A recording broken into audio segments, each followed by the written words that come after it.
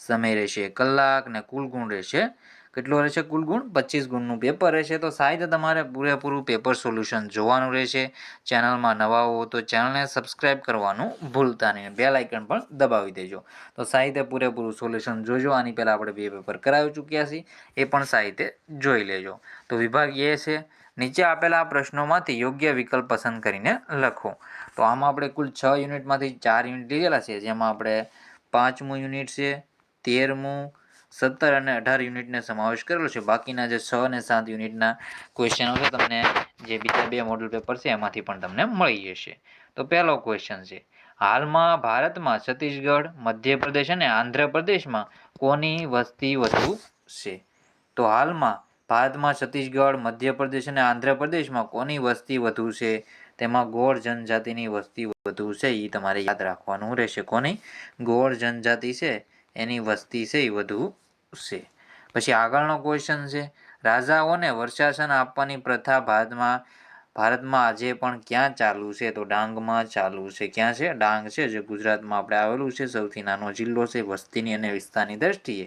ત્યાં આજે પણ વર્ષાસન આપવામાં આવે છે. એટલે કે એક વર્ષે આપણે જોઈએ તો ડાંગ દરબાર ભરાય છે, તેમાં આપણે જેને રકમ આપતા હોય છે, એટલે કે પૈસા આપતા હોય છે, જે નક્કી કરેલા હોય છે. ત્રીજા નંબરનો ક્વેશ્ચન, અહોમ લોકોએ શેની ખેતીની નવી પદ્ધતિ અમલમાં મૂકી હતી? તો ચોખાની ખેતીની નવી પદ્ધતિ અમલમાં મૂકી હતી. ચોથા નંબરનો ક્વેશ્ચન છે, વાતાવરણ હવાના દબાણમાં સર્જાતી અસમતુલતાની પરિસ્થિતિમાં શું ઉદ્ભવે છે? તો એમાં આપણો જવાબ આવશે વાવાઝોડું ઉદ્ભવે છે. ભૂકંપની તીવ્રતા કયા એકમમાં મપાય છે?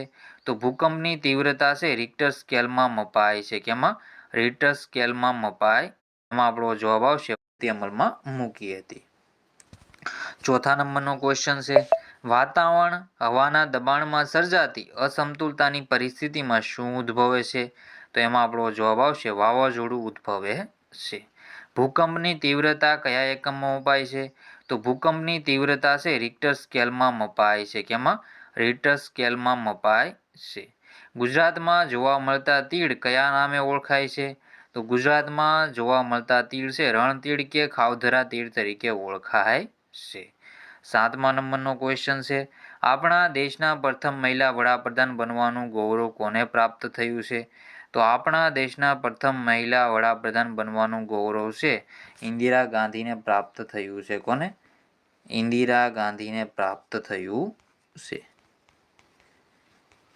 પછી છે, ભારત સરકારે કઈ ગાયિકાને ભારત રત્ન પુરસ્કારથી સન્માનિત કરેલ છે? તો લતા મંગેશકરને સન્માનિત કરેલ છે. કોને? લતા મંગેશકરને આપણે જોઈએ તો ભારત રત્નથી સન્માનિત કરેલ છે. આકાશવાણીનું પ્રથમ કેન્દ્ર ક્યાં સ્થાપવામાં આવ્યું હતું? તો ઇંગ્લેન્ડમાં સ્થાપવામાં આવ્યું હતું. ભારતમાં સૌપ્રથમ ટેલિવિઝન પ્રસારણ કેન્દ્રની શરૂઆત દિલ્હીથી થઈ હતી. ક્યાંથી થઈ હતી? દિલ્હીથી થઈ હતી. પછી છે, નીચે આપેલા જોડકાને યોગ્ય રીતે તમારે જોડવાના છે. તો એમાં આપણે જોઈએ તો ગટકણગા છે, વર્ષાસન છે, શ્રમિક છે, અમનદાસ છે, ખોખર જનજાતિ ને બલોચ. તો વર્ષાસન તો આપણે ડાંગ દરબારમાં આપવામાં આવે છે, તો અહીંયા આવશે. પછી છે બલોચ ખોખર જનજાતિ તો પંજાબમાં આવશે. પછી છે ગઢકણગા તો 70,000 ગામડા આવશે. શ્રમિક તો પાઇક આવશે. અમનદાસ તો પંજાબ. સંગ્રામસિંહ ખોખર જનજાતિ તો પંજાબ, અને બલોચ તો નાના કુળોમાં આવી જાય. ખોખર જનજાતિ એમાં કયો આવશે જે આમાં નીચે હશે તેમાં જોઈ લો તમે. આવી રીતે આવશે પહેલાનું ડી સાથે. સંગ્રામસિંહ ખોખર જનજાતિ તો પંજાબ, અને બલોચ તો નાના કુળોમાં આવી જાય. ખોખર જનજાતિ એમાં કયો આવશે જે આમાં નીચે હશે તેમાં જોઈ લો તમે. આવી રીતે આવશે પહેલાનું ડી સાથે. રેડી? પહેલાનું ડી સાથે 70,000 ગામડા. પછી બીજાનું એફ સાથે, તો બીજાનું એફ સાથે એટલે કે ડાંગ દરબાર. શ્રમિકનો પાઇક એ સાથે અમનદાસ. ચોથાનો જવાબ આવશે બી સંગ્રામસિંહ. પછી ખોખર જનજાતિ તો 5મામાં સી પંજાબ, અને બલોચ તો નાના કુળોમાં વિભાજિત. પછી છે ભૂકંપ. અહીં જવાબ આપેલો છે જો, તેમાં આપણે જોડી દઈએ. તો એમાં જોઈએ તો ભૂકંપ તો કુદરતી આપત્તિ આગાહી કરી શકાય. તો અહીંયા આવતું સાગરના તળિયે આવતું હોય એના આ માનવ સર્જિત કુદરતી આપત્તિ તો આગાહી કરવી શક્ય નથી. પૂર તો આગાહી કરવી શક્ય છે. સુનામી તો તો સાગરના તળિયે થતા ભૂકંપ, આગ તો માનવ સર્જિત અને દુષ્કાળ તો કુદરતી આપત્તિ છે. તો આવી તમારા સાહિત્યના જવાબ ટીક કરી લેવા રહેશે. આગળના ક્વેશ્ચન છે વિભાગ બી. નીચે આપેલ પ્રશ્નોના એક વાક્યમાં ઉત્તર લખો.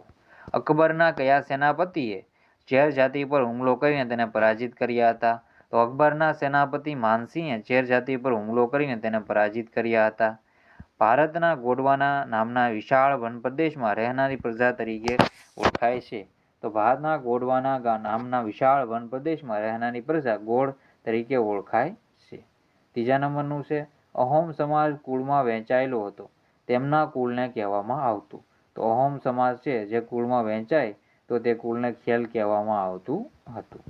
ક્વાંટનો ઘેરનો મેળો કયા જિલ્લામાં ભરાય છે? તો ક્વાંટનો ઘેરનો મેળો છોટા ઉદેપુર જિલ્લામાં ભરાય છે. ક્યાં ભરાય છે?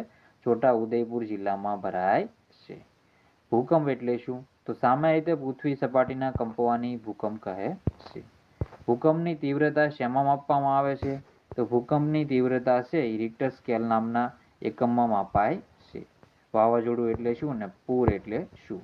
બંનેના જવાબ છે પોઝ કરીને સાહિત્ય વાંચી લો. ચેનલમાં નવા હોય તો ચેનલને સબસ્ક્રાઇબ કરવાનું ભૂલતા નહીં.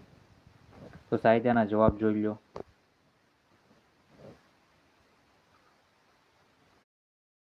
इस एक ऐप से आप मैथ, साइंस, कोई भी लैंग्वेज, कोडिंग या फिर कोई भी सब्जेक्ट की पढ़ाई कर सकते हो, वो भी स्मार्टली। खास करके अगर आप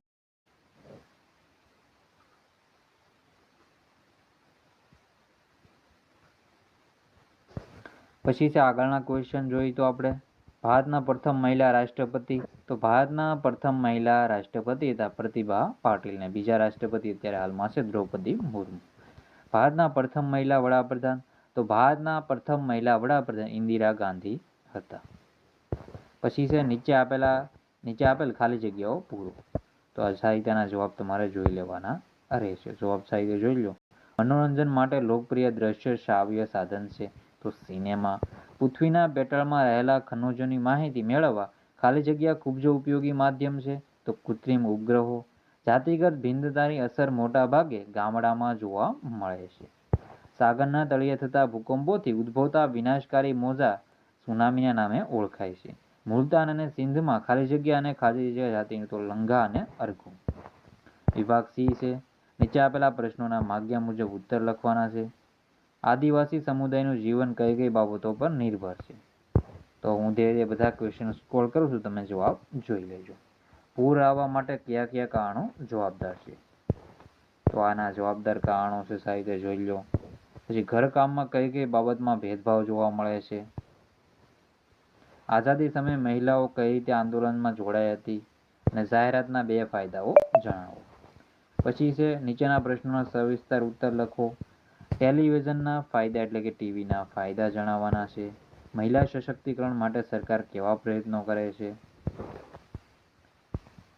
અને આપત્તિની અસરો જણાવો. તો એના જવાબ સાહિત્ય આવી રીતે જોઈ લેવા. જનજાતિઓમાં જોવા મળતા સામૂહિક સિદ્ધાંત લખો. તો આવી રીતે મિત્રો આપણું આ પેપર હતું સામાજિક વિજ્ઞાનનું ધોરણ 7નું.